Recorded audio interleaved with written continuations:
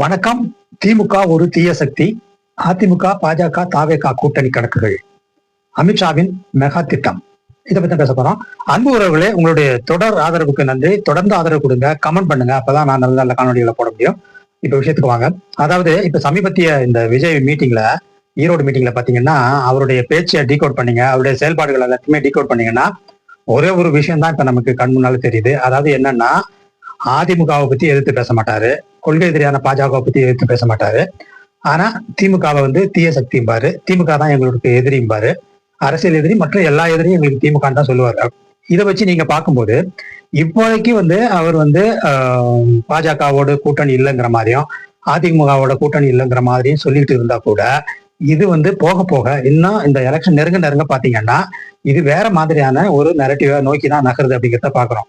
எதை வச்சு சொல்றோம்னா, இவருடைய அந்த யாரை பேசுறாரு, யாரை பத்தி பேசாம இருக்கிறாரு அப்படிங்கிறத நீங்க தொடர்ந்து நீங்க அப்சர்வ் பண்ணீங்கனாலே இது நல்லா தெரியும். அதாவது இப்போதைக்கு அதிமுகவோடையும் கூட்டணி இல்லை. ஏன்னா அது இப்போ உள்ள தலைமை சரி கிடையாது.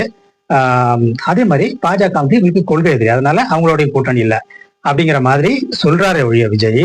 ஆனா அட்டாக் பண்ணும்போது கொள்கை எதிரியான பாஜக பத்தி அட்டாக் பண்றதே கிடையாது. அதே மாதிரி அதிமுக பத்தி கூட ரொம்ப ஹாஷான ஒரு அட்டாக் எல்லாம் கிடையாது, அட்டாக்கே கிடையாது. இன்ஃபேக்ட் அதை பத்தி ரெண்டு கட்சியை பத்தியும், அதாவது பாஜக மற்றும் அதிமுக பத்தி அவர் சைலண்டாவே இருக்கிறதுனால நமக்கு இதுல ஒரே ஒரு விஷயம் நமக்கு தெளிவா தெரியுது. இந்த ரெண்டு கட்சியோடையும் விஜய்க்கு ஃபியூச்சர்ல ஒரு கூட்டணி இருக்கும். அந்த கூட்டணி இப்பயே சொல்லிட்டோம்னா கொள்கை எதிரியோட கூட்டணி வச்சுக்கிறாங்கன்ட்டு எல்லாம் போட்டு விமர்சனம் பண்ணுவாங்க. அதே மாதிரி அதிமுகவோட இப்போ உங்களுக்கு கூட்டணின்னு சொல்லிட்டோம்னா நமக்கு அந்த திமுக எதிரிங்கிற கட்டமைக்கிற அந்த நரேட்டிவ்ல கொஞ்சம் சுணக்கம் ஏற்படும். அதனால இதெல்லாமே நம்ம கணக்கில் எடுத்து ஸ்லோவா போகும். அதே சமயம் ஃபியூச்சர் பிளானை பொறுத்தவரையிலுமே நமக்கு பாஜக ஒரு எதிரி கிடையாது, அதிமுகவும் எதிரி கிடையாது, திமுக மட்டுமே எதிரி. அதனுடைய அடிப்படையில தான் திமுக ஒரு தீய சக்தி தீய சக்தி தீய சக்தின்னு 3 தடவை 4 தடவை சொன்னார் அப்படிங்கிறத பாக்குறோம். இதுல இன்னொரு இன்டர்பிரேஷனும் நம்ம தொடர்ந்து பாத்தீங்கன்னா, அதாவது ஜெயலலிதாவோட அந்த டோனை இவர் எடுக்கிறாரு. அதாவது எம்ஜிஆர் கூட திமுகவையோ இல்ல கருணாநிதியவோ தீய சக்தி எல்லாம் சொன்னது கிடையாது. எதிரி, அரசியல் எதிரின்னு பாப்பாரு ஒழிய தீய சக்திங்கிற வார்த்தை ஜெயலலிதா சொன்ன வார்த்தை தான். சோ அந்த வார்த்தையை விஜய் கையாள்வதன் மூலமாக அவர் அண்ணா திமுக தொண்டர்களை, அண்ணா திமுகவில் உள்ள ஹார்ட்கோர் ஃபேன்ஸ் இருக்காங்க பாருங்க, யங்ஸ்டர்ஸ் பிளஸ் மிடில் ஏஜ்டு, இவங்களெல்லாமே டார்கெட் பண்றாருன்னு அர்த்தம். அதாவது இன் அதர் வேர்ட்ஸ், இப்ப உள்ள எடப்பாடியோட தலைமை சரி கிடையாது, அதனால நீங்க எடப்பாடியை நம்பி இருக்க வேண்டாம், நான் எம்ஜிஆர் மாதிரி ஜெயலலிதா மாதிரி ஒரு கவர்ச்சிகரமான ஒரு லீடரா இருக்கேன், நான் சினிமாவை விட்டுட்டு வரேன், எம்ஜிஆர் மாதிரியே பாப்புலரா இருந்தேன், நான் இப்ப விட்டுட்டு வரேன். அப்படிங்கும் போது நீங்க என்ன ஃபாலோ பண்ணீங்கன்னா நம்ம திமுகவுக்கு மாற்றாக நம்ம ஒரு கட்சியை கட்டமைக்கலாம். ஆனா அதை ஏன் அதிமுகவில் வேணாம்னா, இப்போ உள்ள அதிமுகவுடைய தலைமை சரி கிடையாது, அவங்க எல்லாம் ஒருத்தர் அடிச்சு விட்டுட்டு இருக்காங்க. அதனால நான் தலைமை எடுத்து நடத்தினேன்னா திமுக ஒரு மாற்று கட்சியாக தாவேகா இருக்கும், அதனால நீங்க தாவேகா பக்கம் வாங்க அப்படிங்கறதுதான் விஜயோட அல்டிமேட் எய்ம். அதனால்தான் நீங்க தொடர்ந்து பார்த்துட்டே இருந்தீங்கன்னா ஒரு மீட்டிங்லயுமே திமுகவை அட்டாக் பண்ற மாதிரி இந்த மற்ற கட்சிகளை அவர் அட்டாக் பண்றது இல்லைங்கிறத பாக்குறோம். அதை விட இப்ப சமீபத்திய நிகழ்வுல நம்ம குறிப்பிட்டு சொல்ல வேண்டிய ஒரு அம்சம் என்னன்னா, இந்த திமுக தீய சக்திங்கிற இந்த ஒரு சொல்லடை இருக்கு பாருங்க, இது ஜெயலலிதா தான் யூஸ் பண்ணது. சோ அந்த சொல்லடைய இவர் கைப்பற்றி அதை இவர் தன்னுடைய சொல்லடையாக மாற்றுவதன் மூலமாக கண்டிப்பாக அதிமுக தொண்டர்களை குறி வச்சுதான் விஜய் செயல்படுறாரு. அதுல மிக முக்கியமா தான் தான் ஒரு திமுகவுக்கு மாற்று மாதிரியும், அதிமுக தலைமை சரியில்லாததால இனிமே அதை வழிநடத்தக்கூடிய தலைமை தன்னோட பொறுப்பு தான் அப்படிங்கிற மாதிரி தான் அந்த பொருள் படம் தான் அவரு தொடர்ந்து பேசிட்டு இருக்காரு பாக்குறோம். அப்ப இப்படி இருக்கும்போது பாஜகவோட அதிமுக கூட்டணியில இருக்கு. சோ அந்த கூட்டணியில இருந்து இவரும் சேர்ந்துருவாரு அப்படிங்கிறது தான் நமக்கு இப்ப வர தகவல்கள். இது அமித்ஷாவினுடைய மிகப்பெரிய திட்டமா இருக்கு. இதை இப்பவே ரிவீல் பண்ணிட்டா பிரச்சனை அதிகமா வரும், எல்லாரும் விமர்சனம் பண்ண ஆரம்பிச்சிருவாங்க, அப்புறம் அவங்களுக்கு நம்மளே விமர்சனம் பண்றதுக்கு இடம் கொடுத்த மாதிரி ஆயிடும். அதனால இப்போதைக்கு நம்ம இதை பத்தி பேச வேண்டாம். இப்போதைக்கு நம்ம தொடர்ந்து பாஜக கொள்கை எதிரின்னு சொல்லுவோம், அதிமுகவோட கூட்டணி இல்லைன்னு சொல்லிக்கிட்டே இருப்போம். தொடர்ந்து காலம் கனியும் போது எலெக்ஷன் நெருங்க நெருங்க நம்ம என்ன பண்ணலாம்னா, மெதுவா ஒரு எலெக்ஷனுக்கு ஒரு மாசத்துக்கு முன்னாடி அதிமுக, பாஜக, தாவேகா கூட்டணி நிச்சயமாக சேரும்.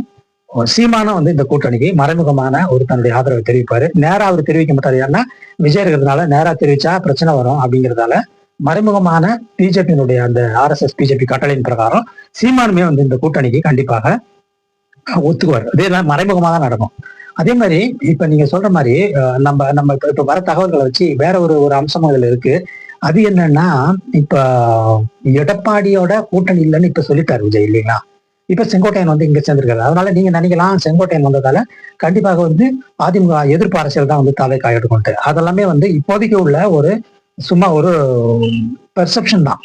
அப்படி ஒரு பெர்செப்ஷனை கிரியேட் பண்றாங்க. அதாவது தாவேகாவுக்கு செங்கோட்டையன் வந்துட்டதால அதிமுக எதிர்ப்பு வந்து தாவேகாவில் இருக்கும்னு நினைக்கிறாங்க. ஆனா இதெல்லாமே வந்து இப்போ உள்ள ஒரு கதை தான். போக போக இந்த கதை வந்து மாறும். இது மாறும்போது ஒரு கட்டத்துல அமித்ஷாவினுடைய அந்த நெருக்கடிக்கு உட்பட்டு அதே மாதிரி அவங்களுடைய திட்டத்துக்கு ஏற்ப அவங்க போட்டு வச்சிருக்கிற இந்த மகா யுத்தி அல்லது இந்த மகா பிளான் இருக்கு இல்லைங்களா, இந்த 2026 பிளான்ல அது பிரகாரம் பாத்தீங்கன்னா தாவேகா, பாஜக மற்றும் அதிமுக இது எல்லாமே ஓரணியில் நின்று போராடுவார்கள்.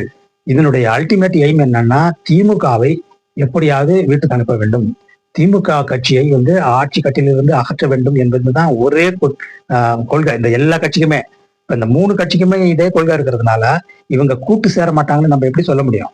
இப்போதைக்கு கூட்டு சேரலன்னு சொல்லிக்கிட்டு இருக்காங்க. ஆனா டேஸ் நகர நகர பாத்தீங்கன்னா இந்த பொலிட்டிக்கல் நரேட்டிவ் வந்து தமிழ்நாட்டை பொறுத்தவரையிலும் அதை நோக்கிதான் நகரும். இது ஊடக புரோக்கர்களுமே பாத்தீங்கன்னா, அதாவது திமுக வீட்டுக்கு அனுப்பியாகணுங்கிற கங்கணம் கட்டிட்டு இருக்கிற ஊடக புரோக்கர்களுமே வந்து இந்த மாதிரிதான் நகருவாங்க. இப்போதைக்கு அவங்க என்ன சொல்லுவாங்கன்னா கூட்டணி சேர மாட்டாங்க, பாஜகவோட அதிமுக கூட்டணி இருக்கும், ஆனா இந்த 2 கூட்டணியோட தாவேகா சேராதுன்னு சொல்லிட்டு வருவாங்க. கடைசி வரலையும் அப்படிதான் டிவி வாதங்கள்லயும் யூடியூப்லயும் இப்படிதான் பேசுவாங்க. ஆனா நாட்கள் நகர நகர நீங்க பாருங்க இந்த கூட்டணி அமைக்கப்பட்டே தீரும். அதுதான் வந்து இவங்களுடைய அதாவது அடிப்படையான அப்ஜெக்டிவ் வந்து 3 பேருக்கும் ஒண்ணுதான், திமுக வீட்டுக்கு அனுப்பணும்னு. ஆனா குறைந்தபட்சம் எதுல பிரச்சனை வரும்னா, இந்த அவங்க இன்கேஸ் ஜெயிக்கிறாங்கன்னா முதல்வர் வேட்பாளர் யாருங்கிறதுல தான் ஒரு பிரச்சனை வரும். அதை வந்து அமித்ஷா முடிவு பண்ணிடுவாரு. அது வந்து தேர்தலுக்கு பிறகு வந்து எப்படி மகாராஷ்டிரால முடிவு பண்ணாங்க இல்லைங்களா? ஸோ தேர்தலுக்கு பிறகு வர ரிசல்ட்டுகளை வச்சு எந்தெந்த கட்சி எவ்வளவு வருதோ அதுக்கேற்ப அமித்ஷா வந்து முதல்வரை முடிவு செய்வார். முதல்வர் யாருங்கிறது வந்து பாஜக கையில தான் இருக்கும். ஆனா இந்த 3 கட்சிக்கும் கூட்டணி வந்து ரொம்ப ரொம்ப ஒரு நிச்சயமான ஒன்றாதான் நம்ம இந்த நேரத்துல அரசியல் கணக்கை வச்சு பார்க்கும்போது இது மிக தெளிவா தெரியுது. இவங்க அந்த கூட்டணி கணக்கை நோக்கி தான் போறாங்க. இதுல திமுக வந்து இப்போதைக்கு உள்ள அந்த தன்னுடைய கூட்டணியை வந்து ஸ்ட்ராங்கா வச்சிருக்குங்கிறது ஒரு விஷயம்.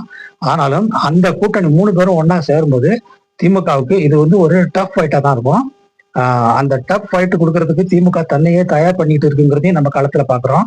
அவங்களும் தொண்டர் படைகள் மற்றபடி வாக்குச்சாவடி முகவர்களுடைய மீட்டிங் எல்லாமே நடத்திட்டு வராங்கன்றத பாக்குறோம். ஆகவே இந்த 2026 தேர்தல் என்பது திமுக அணி வெர்சஸ் பாஜக, அதிமுக, தாவேகா அணி, இது 3 தான் இருக்கும். இதுல எந்த சந்தேகமும் கிடையாது.